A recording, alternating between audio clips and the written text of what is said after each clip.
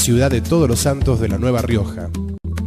Actualmente la habitan 289.983 personas. Provincia de clima cálido y seco. Su gente se caracteriza por ser tranquila y a veces sumisa. Originalmente poblada por diaguitas, olongastas y capallanes. El avance conquistador los borró. ¿Explica eso el carácter sumiso en estos tiempos? Fundada en mayo de 1591 por Juan Ramírez de Velasco, español, que llegó hasta aquí en busca de oro. Hoy vemos una ciudad en desarrollo, ciudad que se extiende 89.680 kilómetros cuadrados, dejando atrás las originales 9 por 9 manzanas, cubierta en un 45% por montañas. Lo moderno y lo antiguo, gigantes que conviven en calma. Los viejos edificios tienen obras subterráneas. ¿Conocemos qué construyó la ciudad hacia abajo? Ese es el tema de Rioja Subterránea, historia bajo nuestro suelo, historia que quiere ser contada. Bueno, yo soy Juan Carlos Juliano, soy arquitecto, me conocen mucho a través fundamentalmente me paso por la función pública, pero fundamentalmente dentro del área de la arquitectura me dediqué a la investigación de la historia de la arquitectura en particular, digamos. Hola, soy Laura Gachón, investigadora del Museo Folclórico, del Gabinete, y vengo trabajando en investigación desde el año 87. Bueno, el siglo XIX es muy amplio, digamos, ¿no? El siglo XIX yo creo que es el gran periodo de transformación de La Rioja, porque, digamos, entramos al siglo XIX prácticamente con una ciudad colonial en todo su, digamos, en su expresión máxima, digamos, más o menos la imagen que todos tenemos de la Rioja colonial. Otra cosa importante de destacar de la época colonial es que hay muy pocos vecinos que viven en la ciudad. En realidad viven en el campo los vecinos y solamente vienen a la ciudad a oír misa, como dice un cronista en algún momento, ¿no? O sea, al final del siglo XIX ya se empieza a vivir una vida urbana. Ya la ciudad empieza a tener vida propia, los vecinos empiezan a ampliar sus viviendas, vivir en la ciudad, quedarse todo el tiempo en la ciudad y hacen la inversa y van a trabajar al campo, pero no a la inversa. Creo que ese es el gran cambio fundamental, digamos, que se da tanto en la arquitectura como en la ciudad, ¿no? La Rioja cuenta con arquitectura subterránea a lo que se conoce hasta ahora, que va y varían los elementos, porque tenemos aljibes, tenemos antiguas cisternas, tenemos sótanos, y bueno, en el 93 también encontramos la cripta de la vieja ermita de San Nicolás de Bari. Ahora, en cuanto a los sótanos, sí se habla de constructores italianos. Ahora bien, puede existir por documentación otro tipo de arquitectura subterránea que habría llegado por un español, un Marino Sánchez, que sería teóricamente, al menos en los documentos, el que habría construido el sistema de alcantarillado. O sea, estamos hablando de 1750, bien digo, mitad del siglo XVI. Hablar de arquitectura subterránea es hablar de aljibes, sótanos, criptas y finalmente de túneles. Porque siempre que se estudia sobre esto, la leyenda de los túneles se hace presente junto a todo lo que ésta envuelve. Conflictos, creencias, búsqueda, opiniones encontradas. Aljibes. Son grandes cámaras subterráneas, generalmente cilíndricas, con piso de baldosa, con acceso por un brocal por balde. Tiene por objeto recibir y guardar el agua llovediza o de río para el consumo de casas, edificios o fortalezas.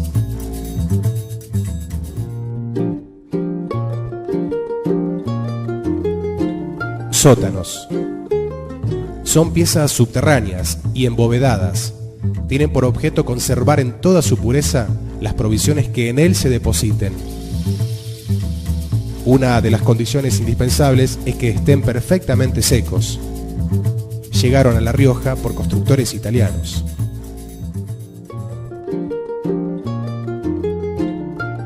Criptas.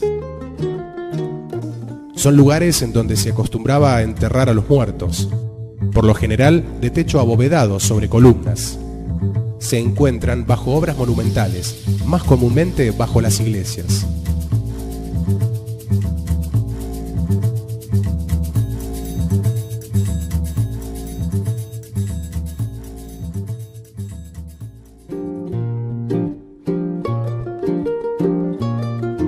Túneles.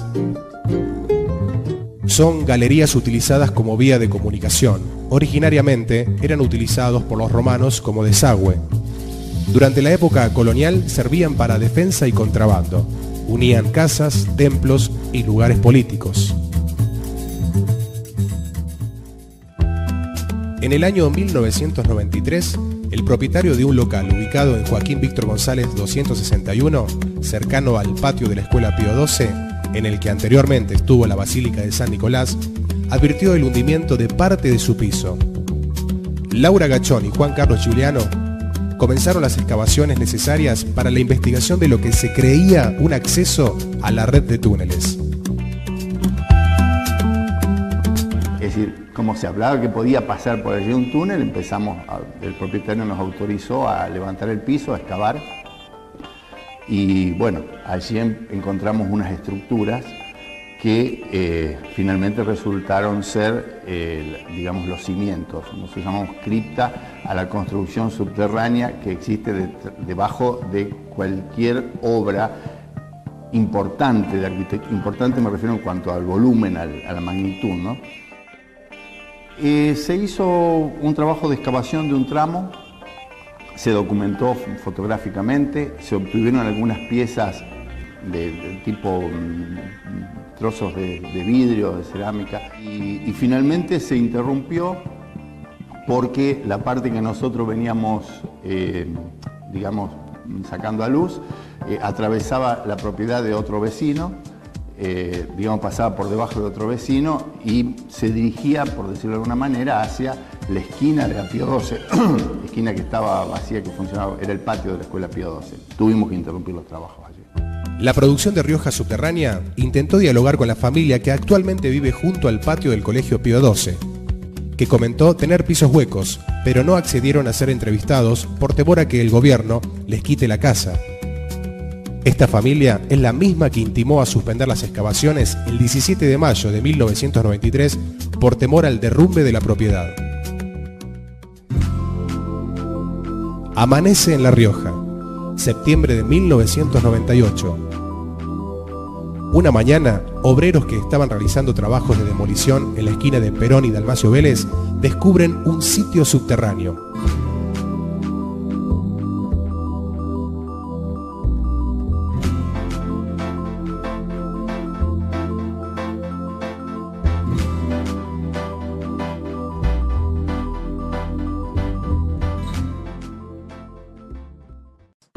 Podía observarse un arco de ladrillo de 2,5 metros de ancho por 2 de alto y una antigua escalera.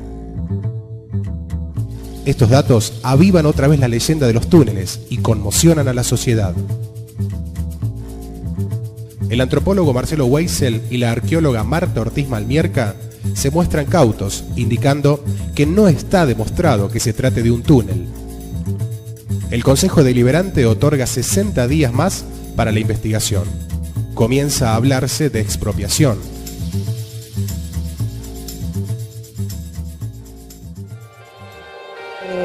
Que se trataba de un pasadizo de lo que era la cuadra de Ronda, o sea, lo que conocemos ahora como la Avenida Perón, era la antigua cuadra de Ronda de la ciudad, hacia el interior de la ciudad, digamos, del microcentro. No se trataba de un sótano, el sótano estaba en la esquina, y nosotros estábamos a 40 metros de la esquina, más o menos. Finalmente, la palabra túnel queda de lado. El resultado oficial habla de un paso peatonal a cielo abierto posterior a 1860, de uso público para cruzar la manzana o bien de uso privado, como acceso al fondo del solar. Se deduce que no fue construido para ser cubierto, sino para ser visto, ya que es notoria la prolijidad del trabajo. El hallazgo arqueológico toma por 11 meses el terreno de Perón y Dalmacio Vélez. Los propietarios denuncian haber sido damnificados. El enfrentamiento contra el municipio es inevitable. Se lo demanda por daños y perjuicios por la paralización de la obra en construcción. La suma de la indemnización se estimó en 26.070 pesos para cubrir los destrozos causados en el inmueble y el lucro cesante, entre otros. Actualmente la causa se encuentra en casación, a la espera de una resolución. La producción de Rioja Subterránea intentó registrar el estado actual de la esquina de Perón y Dalmacio Vélez. Para eso, se comunicó con el anciano propietario, que ante el pedido reaccionó de manera violenta. Acusó a este documental de perpetuar la burla que a él lo perjudicó.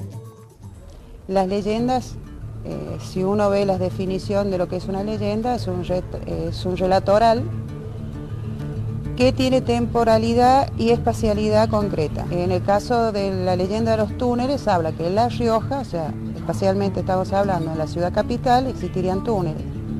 En cuanto a al tiempo, que habían sido usados para esconderse de distintas guerras, unos hablan de que eran las guerras del alzamiento Calchaquí, otros hablan, mucho más cercano en el tiempo, 1850 más o menos, que era la época, recuerdas, de la pelea federales y unitarios, ¿cierto?, en la organización nacional. Digamos, la gente cree en sus tradiciones, ¿sí? Y la leyenda de los túneles pertenece a la tradición de La Rioja. ¿Por qué quiere creer? Porque es parte de su identidad. Se siente conformado en ella, entonces es como seguir siendo quien es. La legislatura es mencionada en la leyenda. Un empleado de mantenimiento nos cuenta lo que vio hace varios años.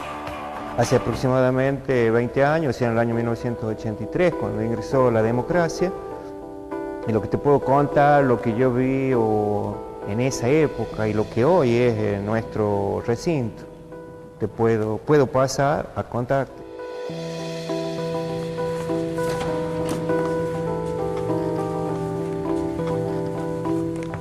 Y acá también tenemos que es hueco, o sea que es una tarima, que hoy es el piso, tenemos la alfombra acá. Y lo que yo puedo decir, lo que puedo contar, lo que vi ahí, bueno, es de la época colonial, prácticamente este edificio habrá tenido sus buenos años, ya habrá tenido más de 100 años. Es una forma de arco. ¿En qué lugar? En este lugar que es en la puerta principal que tenemos nosotros, que es una forma de arco con ladrillo de esa época. Pero ese arco o ese túnel que supuestamente pensamos nosotros, es con material cocido de la época, o sea, el material tradicional, el ladrillo. Estaba tapado, cerrado. Elías Margarito Romero, suboficial retirado, hoy fallecido, fue buscado para la investigación de 1993. Lo que él comentó fue haber caminado los túneles antes del 70, entre el 65 y el 67. No pudo continuar, ya que las raíces de un árbol obstruían el paso. Indicó que bajo el centro de la Plaza 9 de Julio está la Cámara Mayor, desde donde hay bifurcaciones. Una de ellas va desde la legislatura hasta la policía. Cuando vuelve al sótano de la policía en el año 1993, se encuentra desorientado por los cambios que tenía y no puede reconocer el lugar. Bueno, yo esto ya lo expresé varias veces. Yo creo que no, digamos. Yo personalmente creo que no hay túneles. Voy a expresar mi opinión muy particular, ¿no? Me parece que no había motivos para construir túneles. Primero porque Buenos Aires, por ejemplo, tiene una larga tradición de contrabando que no se daba en La Rioja, digamos. Eso por un lado. Se podría pensar en una cuestión de seguridad, que por ahí la tradición oral en La Rioja quiere que los túneles hayan unido distintos puntos de la ciudad que hacían a las luchas montoneras, las luchas de la organización nacional, digamos. Por otro lado, creo que en una ciudad que tenía una cantidad muy chica de habitantes, no pasaba de ser un pueblo chico, digamos, que tenía muy pocas manzanas, no llegó nunca en el siglo XIX a cubrir ni siquiera el trazado fundacional de 10 cuadras por 10 cuadras, o sea que era un pueblito chiquitito.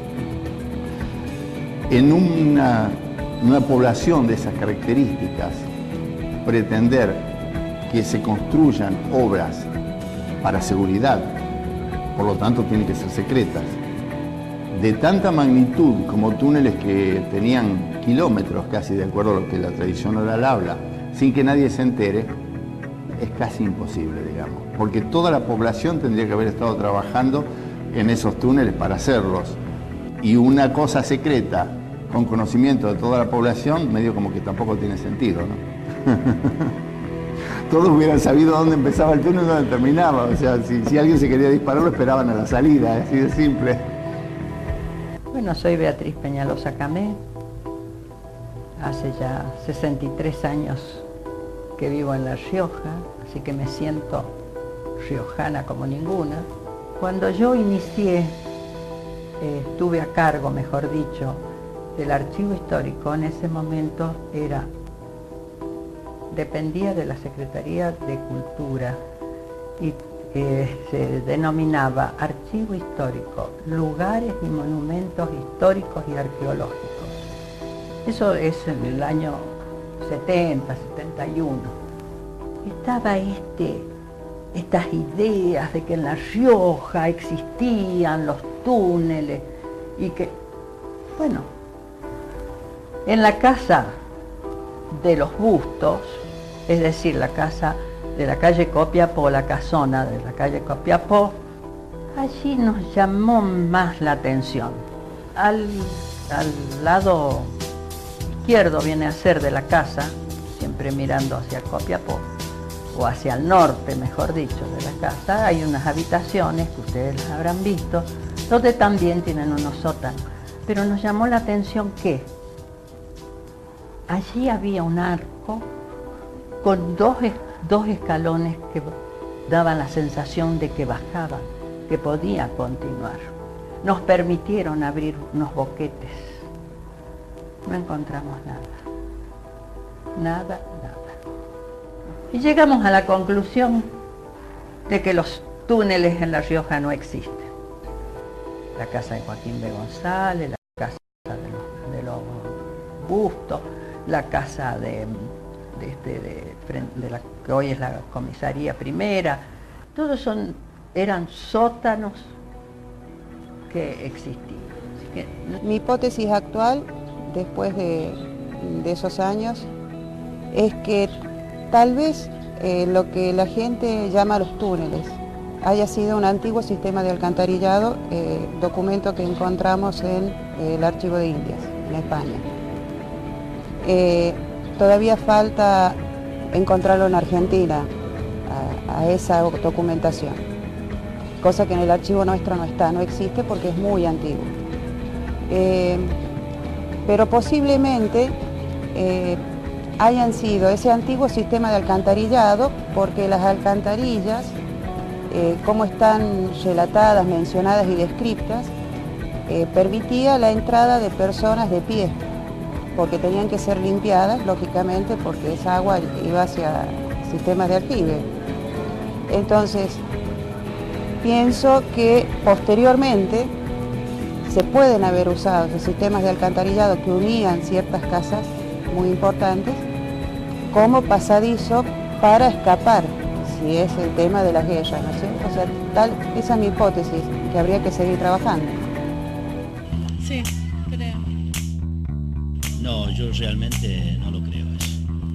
Sí, creo. No creo. Sí, creo. No.